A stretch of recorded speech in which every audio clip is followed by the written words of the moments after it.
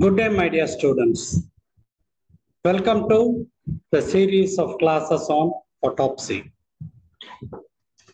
In today's world of telemedicine, molecular pathology, and robotic surgery, autopsy seems to have been pushed to the backyard, only to come back again. Welcome to the class. The image that we see on the screen is the courtesy of MOPEC. And I hope you people will be able to trace what it is.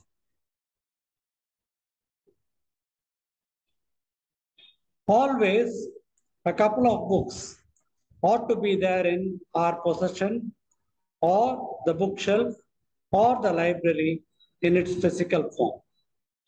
And they are Autopsy by Otto-Saphir, Autopsy Practice, and the series by Ludwig, because these books have stood the test of time. A good book is the precious lifeblood of a master spirit. John Milton, a blind poet. To serve with thanks. I hope you recognize our teacher on the screen, Dr. Lanjewal. He was my professor at the Grant Medical College during a short tenure. And his book, Autopsy Practices, is worth mentioning, possessing, reading, and reproducing. And this was the wonderful Grant Medical College where I was posted for a month. The value of it you people shall be appreciating in the subsequent slides. Autopsy by itself has got its own history. Way back in 3500 BC, it was started in Babylon, continued in Egypt, and around 33 BC, Julius Caesar was conducted an autopsy upon after having been murdered. In the 14th century, the dissection became a regular curriculum in medical education. On the screen again, I am seeing Morgagni, an Italian physician and an anatomist, a philosopher, an artist, and to some extent, a pathologist and a lawyer.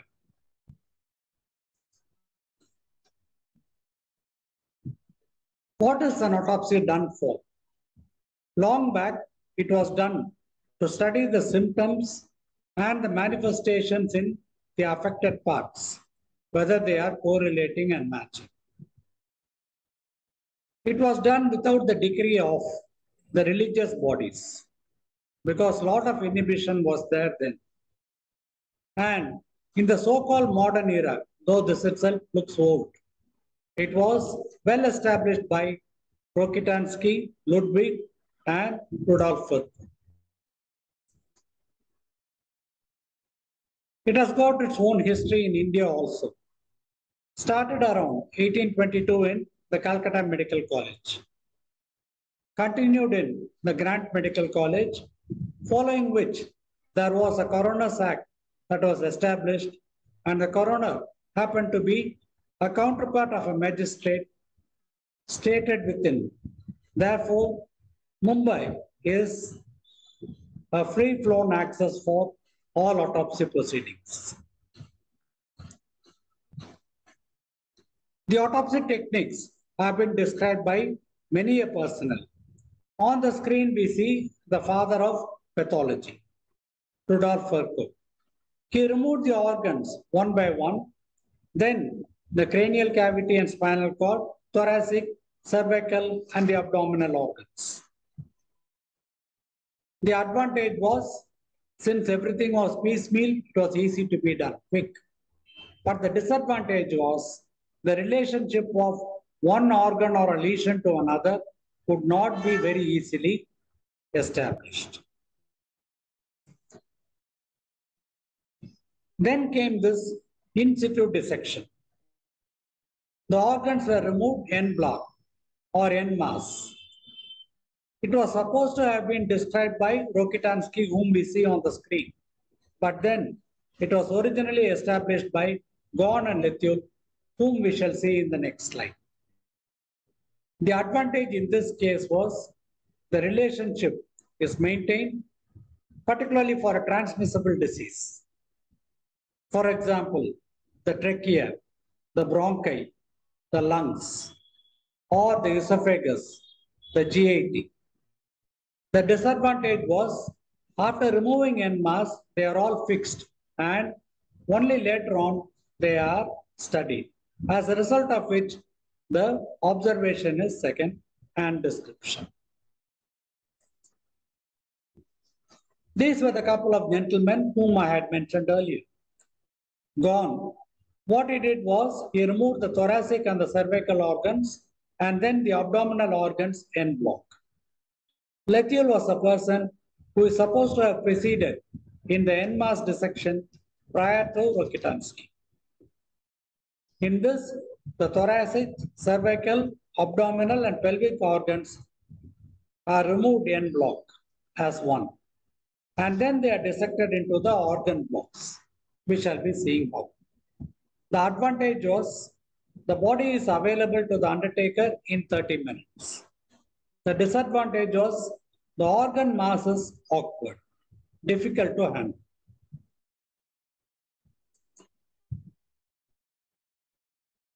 This is a wonderful chart of the history of autopsy thanks to Lanjewal and his text.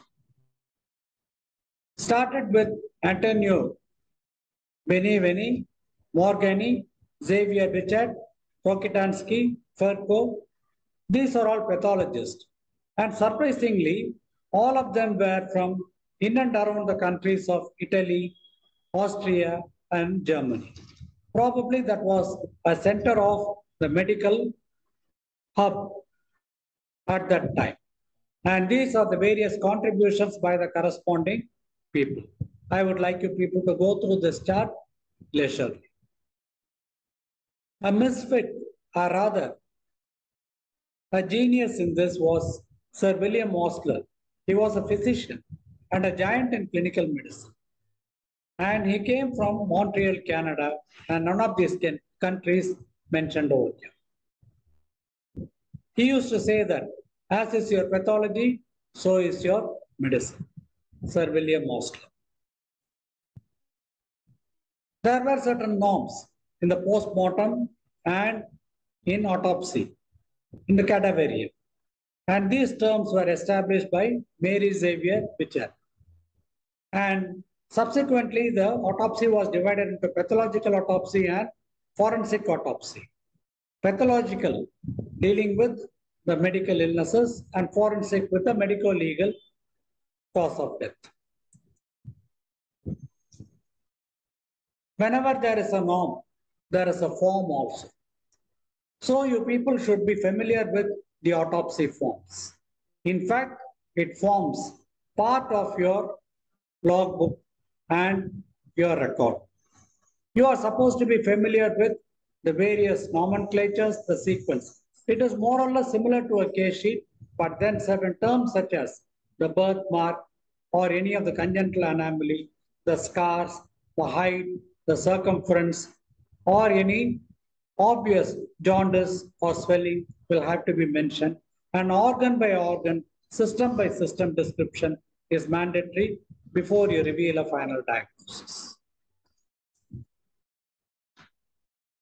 Whenever we talk about autopsy, we think it is an area that should be shunned. It doesn't look like that.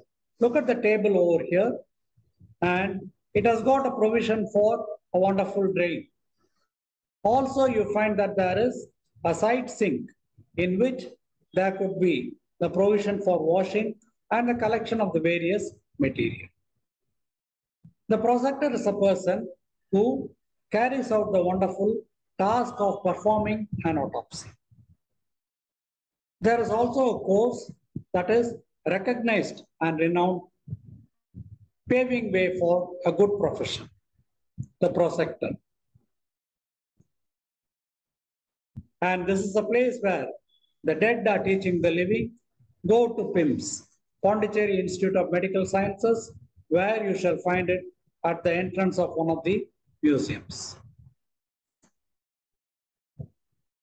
This is a little better than the previous one, wherein I'm finding a mobile table wherein the autopsy can be performed. And this looks almost like the provision that we see in an operation theater. There is the various set of tubes which can do the flushing and so on. Also, I find that there is a collection material for maybe fixation of specimens or microbiology or biochemistry whatsoever. An X-ray lobby is mandatory in an autopsy theater because you have got a right to see and measure whether there is any abnormality, a fracture, so on and so forth. Also, you find that just like a theater, you find that there is a display board displaying the list of autopsies to be done. Who actually controls or gives you permission to perform an autopsy? We shall be seeing. So these are the other things that are required. An MRI or an X-ray, or at least the report should be available. It is like a mini theater.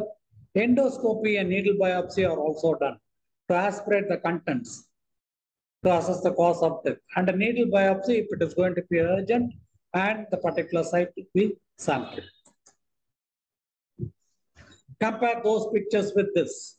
And this is actually a darling of us which has revealed many a disease without which we would not have known the infective endocarditis or the rheumatic heart disease, etc. An autopsy can be partial, it can be complete. Complete is what we conventionally do. Restricted when only that particular region is being studied. Anatomical dissection is also an autopsy for teaching purposes. It is to study, autopsy in general is to study the medical error, the cause of death, and to prevent such death in future. That is how there has been a subsequent improvement in the modalities of treatment. And almost a similar one, an ancient autopsy room, almost it has been abandoned. Look at it. But this has been a place that has taught us a lot. And compare it with this. Not very modern, the John Hopkins one, but then it is neat, well illuminated. The table is over here, a wooden table in this case. There is a provision for a drainage and all the side shelves and containers for what we had mentioned earlier. Coming to the question of who gives you a permission. It has to be done by a magistrate, not a judge. The magistrate is the counterpart of a judge in criminal cases. The coroner himself is a counterpart of the magistrate. Either of them can give the permission or a direction for an autopsy. In the institute, it is the RMO, the residential medical officer. Also, the family of the deceased, they should be present so that there is no ambiguity or counterclaim at the end of it. If these are not in sequence, then a police station can ask for an urgent autopsy to be performed, particularly when it is a case of an abandoned home. All said and done, it has to be done by qualified MDs, which however is not possible. And in many a district hospital, you find that the MBBS doctors or the senior other professionals do it. This is Andreas Vesalius, a wonderful person, a controversial person who used to exhume, that is after burial, he removes the body and takes it for dissection and for teaching. A fantastic teacher of anatomy. Without him, many a structure would not have been known. Humani Corporis Fabrica, a book of his. Coming to the external examination. This is a usually asked preliminary question in the exam. What do you look for? It can be hypo or hyperpigmentation, congenital anomalies, a cleft lip or a cleft palate, supernumerary digits, etc. Whether the patient is in cachexia or the cadaver because of severe malnutrition or advanced debilitating disease. Gigantism, acromegaly, etc. can be features of an endocrinological disorder. Dwarfism, cretinism, etc. Rigor mortis or a rigidity indicates that the death has occurred within 48 hours and it is due to the excess of ATP. Livor mortis, on the contrary, is stasis that is observed before 45 minutes. There can be putrefaction or cyanosis, be it peripheral or central. This is the case of hypostasis, wherein there is a dependence, and you find that there is a stasis. This is the venous blood, obviously bluish in color. Sometimes you can have a hypostatic pneumonia in the lung and an acromegaly. In this case, I find that there is a hyperpigmentation, particularly in the armpit. A classical case of acanthosis nigricans, it can be associated with any visceral malignancy such as a gastric carcinoma. Commonly, in this case, it has been with renal cell carcinoma. Fungal diseases, leprosy, ochronosis, tattooing of the skin. This is important for the identification as well. Any injury or bruising. After the inspection, initially, what are the measurements and what else do you see? Head size, for example, hydrocephalus increased, microcephaly decreased. And the eyes, many a thing can be seen, such as jaundice or a KF3.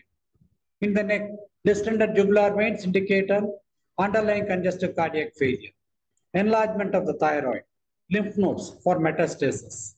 Upper extremities, a unilateral edema indicates a mass dissection of the lymph nodes in the case of CA breast. Clubbing of the digits, asymmetry in the case of either a collapse or in a case of bronchiectasis, etc. Emphysema, wherein you find a barrel-shaped chest. So here I find that the ribs are more or less horizontal. There is an increase in the anterior-posterior diameter of the chest. Other things can be kyphoscoliosis. Many a disease can be the rickets, osteomalacia, to mention. Abdomen, organomegaly or ascites, any hernia. Genitalia, gangrene of the scrotum. Lower extremities, either a pitting or a non-pitting edema. Non-pitting edema can be for filariasis. What are the general policies of autopsy as such? It is a wonderful technique that should be learned at the autopsy. Do not try to learn clinical medicine without going to the hospital. Nowadays, everybody is doing it online, including my own class.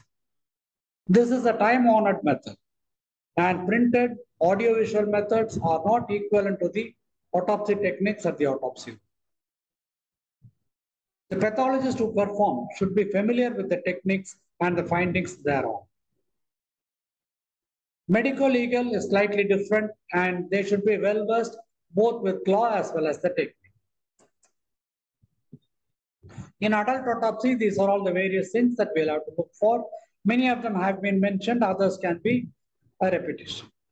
So, for example, a pneumopericardium. What are the contents of the pleural cavity, etc.? This was one thing that was displayed to us when I was a student at the Grant Medical College. Professor Lanjewal was performing an autopsy on a HIV patient. He opened the thorax, pleural cavity filled with pus, empyema, and he was thrilled.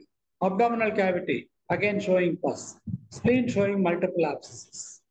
He was at the height of his happiness because he's a dedicated person who has done autopsies in any number of these HIV cases and published that. So kindly go through this particular one. It is worth its weight in gold. And this is incidentally the source of it. And those who want can go to the complete reference mentioned over here. Autopsy is not a haphazard procedure. It is a step-by-step sequential act. For example, ligature of the major blood vessels. This is mandatory so that you can remove the blood, perform an embalming, see that the fixative flows to all parts of the body to preserve the body as such. And then the neck and the floor of the mouth organs, care to see whether it is strangulation or any other mark, brain, it should be removed to avoid hemorrhage. Otherwise, what happens is when I cut the floor of the mouth and then put a slit, there can be profuse hemorrhage, which can be avoided by removing the brain first. These can be studied if required. So this is the process going on or having gone on in Egypt. That is why you find the Egyptian mummies still being well preserved.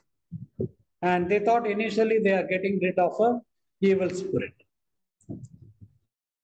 And these are the incisions or the slits wherein you will be able to perform in the embalming.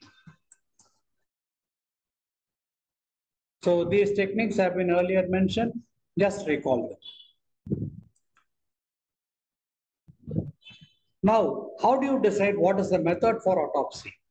It can be a total macroscopic study, it can be a clinical correlation, it can be of medico-legal importance, for teaching purposes as an anatomy, for research, for personal things, such as a person who is interested in a particular congenital series of anomalies in a particular region, the branchial cyst, etc.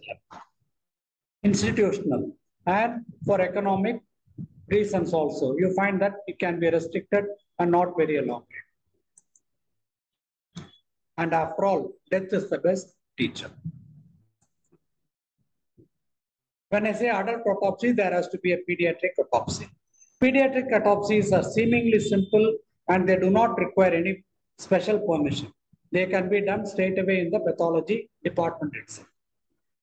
But it should be done by people who are experienced in perinatal pathology. It came into force in 1995 in AFIP, America. As usual, external examination, malformations. The placenta umbilical cord also should be examined. The fetal brain is removed. Opening is not difficult because there is no hard and fast sutures. And you will also have to look for any malformation such as Arnold shear. And this incidentally is the third leg of sacrococcygeal teratomy. Fetal autopsy. So here on one side, I told you about an asymmetry. So one side it is well aerated, where on the other, I find that it is almost solid thanks to the consolidation that is seen. But still there are some slit-like spaces which can be vascular channels, and it is a case of lymphangiectasia with collapse, of course, leading to pneumonectomy. So for infants, minimum treatment for autopsies. It is a minimum requirement. And major organs should be removed, such as those mentioned over here. Costochondral junctions, if you want to rule out anything like a malnutrition or any abnormality. And also, we will have to rule out a pneumothorax or collapse of the lung, etc. These have been already mentioned. And there are certain special techniques which can be applied as and when required. Opened underwater, study for arteriovenous malformations, removed en masse, and bits from multiple organs, cord, etc. And now, what are post-operative autopsies? They are done to study the surgical procedures, its cause of death, or the effects of the anesthesia, or any of the medical treatment that has been given, the drug-induced changes, and also to study the medico-legal implications, aspirations, etc., so on and so forth. All said and done, this has to be done by an experienced pathologist, preferably with the help of a surgical assistant. Even otherwise, a telephonic clarification, video recording will be mandatory. Complete case notes and radiological findings are needed. Areas of surgical incisions and sutures must be avoided during incisions at autopsy. Study the wound dehiscence, fistula, drainage, etc. And any stasis or discharge, let it go in for a microbiological study. The organ should be removed en bloc after abdominal surgeries. Notes, photographs again. Words do not matter. Photographs do. and no premature postmortem diagnosis must be revealed. There is something called as immediate autopsy procedures. When should we do an immediate autopsy? After all, you find that there are cadavers and cadavers lying over there. But there will be some cases where it should be urgently done. One, it is getting decomposed, not suitable for culture or cytology. Two, when there is difficulty in procuring a permission, you will have to go ahead. Modified Y-shaped incision can be done for a different reason. Urgent sample removal is required, as in the case of poisoning or any of the drug intake, etc. Snap frozen. A frozen section can be done even on this before it is being fixed. Tissue culture, obviously, to find out any of the abnormalities. Electron microscopy with fixation in glottal layer. Bone marrow aspiration for hematological disorders. And immunohistochemistry, these also can be done on the lesions that have been. All should be done with the help of the prosector technicians. And this is the entire list. You can do a needle autopsy at that particular organ whenever you want to avoid a delay. Endoscopy, it can be done. Neoplasms, you find that again, a slit biopsy can be done. Restriction in the case of skin incisions, abdominal along with the consent. Then, of course, there are areas such as the hands, face, arms, etc., where we usually do not tamper the body. So these should be avoided as much as possible, and at the bone, see whether any processes is. So these are all certain things that will have to be looked for. And if there is going to be a disfigurement, etc., there can be a reconstruction of the face by petroleum jelly, gauze, plaster of Paris, cardboards, moldings of the dental, and mask preparation. This should have been one of the first points. How do you identify a cadaver? It should not be mainly by means of the number or any other scar mark. Tattooing can be taken as a permanent mark, any of the mole or a birthmark, congenital anomalies, the dental abnormalities, a cleft lip, cleft palate, etc. All these can be made use of. Mark of a whole surgery. So all these are required in the identification of a cadaver. And this is what Aristotle has said. Knowing yourself is the beginning of all wisdom. Maybe autopsy, we are knowing ourselves. See, they're telling you the truth. Just listen. These were one of the words of a forensic professor who visited our institute. This is an en masse dissection by the Lanjewal or the Rokitansky's method. There is a trachea over there identified by means of the rings. This is the anterior-posterior view, and this is the posterior-anterior view. And after having been removed, I'm able to see the lungs and the heart is over here. Lower down, there are the abdominal organs. And still lower, there can be the bladder and the other viscera. What is done here is, I'll be able to slit the junction between the trachea and the esophagus behind. So trachea is anterior, esophagus is behind. So what happens is, once it is being split, the esophagus is reflected onto the abdominal side. That is one part of it. When I turn it back, I find that there can be the great vessels, the vena cava and the aorta. Similarly, these also are separated from the remaining viscera, and these are reflected onto the thoracic side of it. So esophagus comes to the abdominal side, then the great vessels go to the thoracic side, and the diaphragm is paired or separated over here. Ultimately, I have the thorax and its organs, namely the blood vessels, and the abdomen and its organs, namely the esophagus. After which, there can be the removal of the en masse, but there has to be a fixation. Saphir was a person who explained the delicate method of separation of the great vessels. Autos means oneself and opsis is sight. Necropsy or necrosis, study of the dead. Whatever be your autopsy, you'll have to return the cadaver with dignity. So the suture mark should not be haphazard. You need not be a plastic surgeon, but it should be as decent as possible. Avoid trauma. There should be a neat suture. Scalp, it should be closed. Because of the hair, generally it is unnoticed. And ultimately, there has to be a decent burial or returning it to the relatives. Andreas Vesalius again, teaching anatomy. One can survive everything nowadays except death. And he can also live down everything except a good reputation. And what is the message for the day? One can survive everything nowadays except death. And he can lay down everything except a good reputation. Oscar Wilde, a playwright and a novelist. Our classes on autopsy shall be continued.